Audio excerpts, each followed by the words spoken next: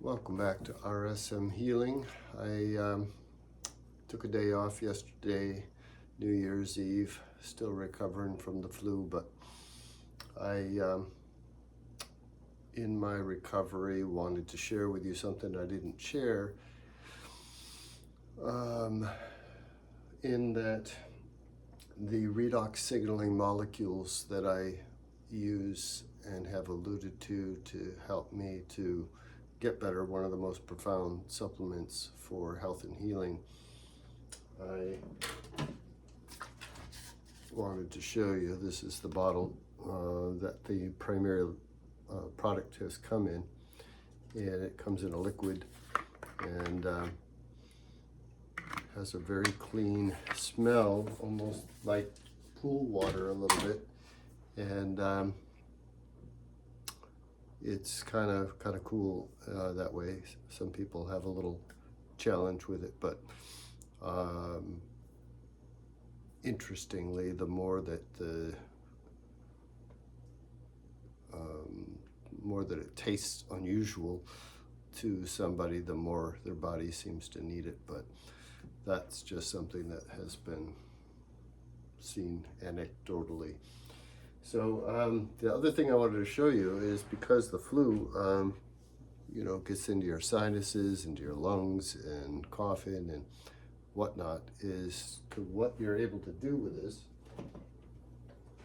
is have a nebulizer and can put the ASEA in the little spot in the medicine holder, and that gets down into the lungs and up into the sinuses, and I believe it's aided in my recovery. So the that again, I'm going to keep putting in the description. The website redoxrenovation.com is the website I've made in order to help describe and understand redox a little bit better, and ways for you to understand it, so that if you would be interested in it, both not only as a product of healing, but also as a business, happy to share more about that. I have so many things in my mind over time that I wish to share, but as I'm thinking about the redox signaling molecules, what they do is, again, they're produced by the mitochondria that signal DNA, health and healing and communication of cells within the body. It's a very general way of saying it, but there's 5 DNA pathways or genes that are turned on that perform these functions of increasing something called NRF2, and also increasing glutathione, and all these things improving cellular communication. That as you know, I wish to interweave spiritual principles with physical health and healing, that those have given their life to God through Jesus' death and resurrection and faith in him, receive the Holy Spirit, and the Holy Spirit inside of someone. I don't want to diminish the Holy Spirit, but kind of thinking of like redox molecules that goes in and detects what is the area that needs the greatest attention and addressing, and identifies it and begins correcting it. And that's what the Holy Spirit can do in us. And as we are sensitive and keep learning and growing and listening, sometimes we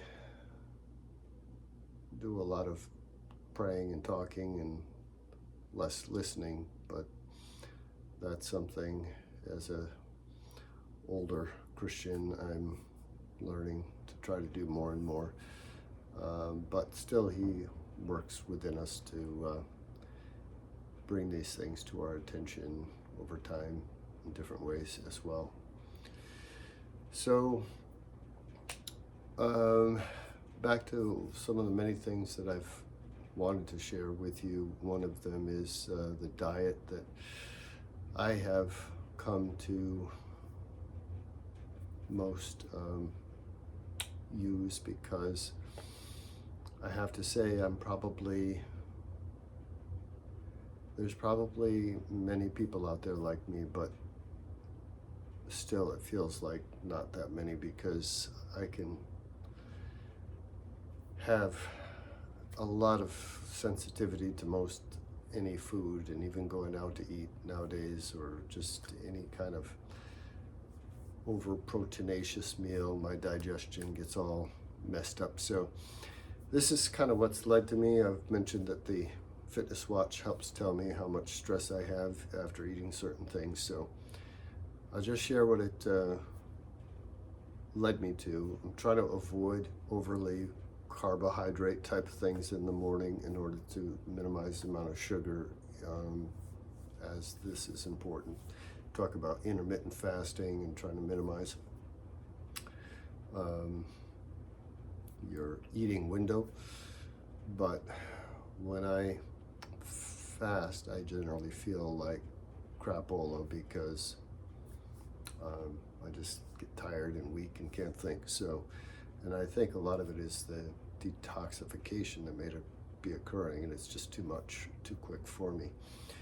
So what I've adopted, which is a little funny, is soup every morning. I make up my vegetable soup, but I've also learned and enjoyed taking some grains that I can tolerate well that are not gluten. So I use buckwheat and amaranth and millet and lentils and rice and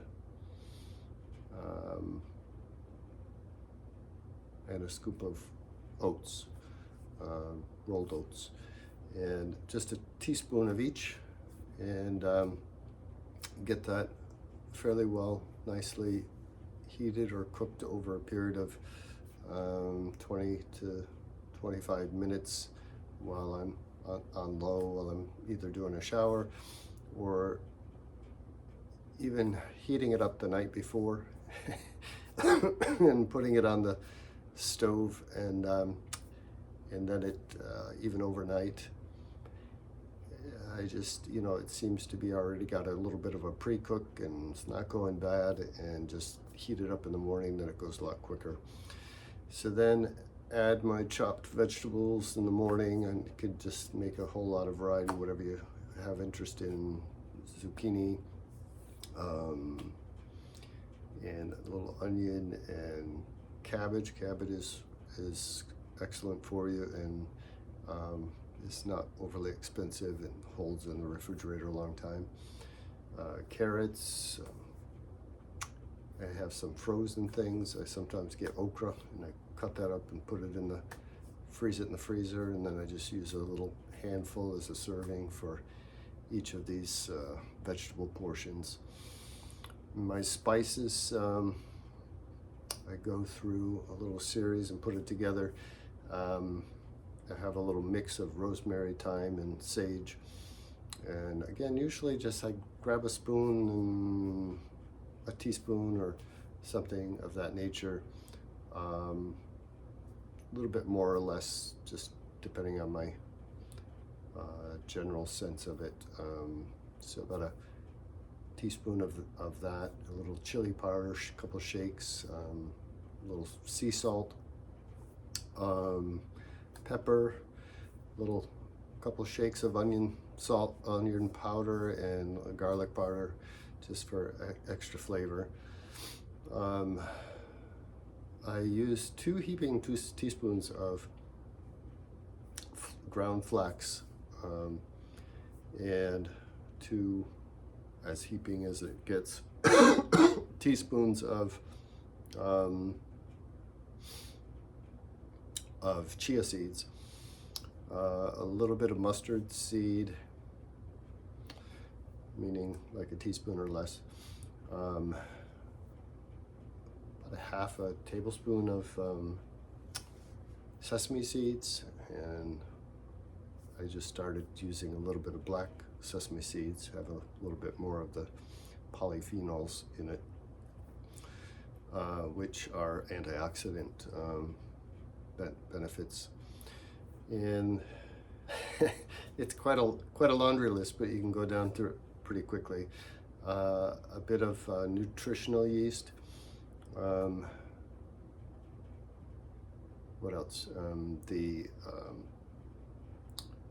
curry powder and ginger, ground ginger, and turmeric. And I've been using more recently a little bit of a tablespoon of sunflower seeds and a tablespoon of pumpkin seeds. So all that that kind of goes in near the end so that it's not overly heated to destroy any of the either spices or particularly the flax or chia. So, I'm not saying this is what you have to do, but it made sense to me because trying to minimize a big spike of sugar in the morning, because you get a lot of the fiber and a lot of things that will sustain me, and nutrients from the vegetables that my body tolerates. Those, my digestion is so much easier than animal protein. Oh, I usually add a bit of bone broth that I have in the freezer that I bring out a bit at a time, cook down a whole chicken, and can go into that at another time. But or a little steak called a shank steak that has a marrow bone in it, and usually cook that over the day, like 6 hours or so for either of those.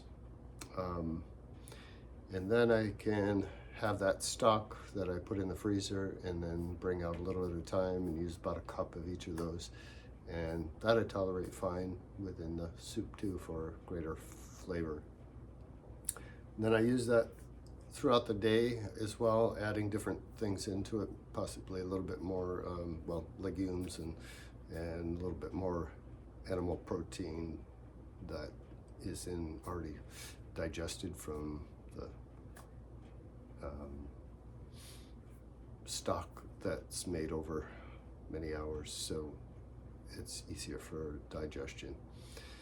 Anyhow, that was a lot, so I wanted to share all that because I think it's really made a difference. My digestion's better, my food exhaust, poops are so much healthier than, because most of us don't get much fiber, but based on what I just said, the amount of fiber I get is so much more, and way more than what I used to. And I never really added it all up, but I know what I understood, African communities have a lot more fiber generally, at least over years in the past, and our general culture too, but like 70 to 100 grams of fiber a day. And I wouldn't be surprised if I wasn't up in that nature. But anyway, went a little long today, but I am making progress, and didn't want to slow down the mojo. And again, my mission is that people are healthy and healing, because we are in a world that needs healing from disease, whether it be spiritual or whether it be physical. So it's a blessing to have a healing process and to have tools to get there. And I look forward to, again, like I said, have learned so many things being 63 that have given me hope and benefit and progress. And I hope you checked out the website, redoxrenovation.com, because it gives a lot of information about the redox and benefits of that.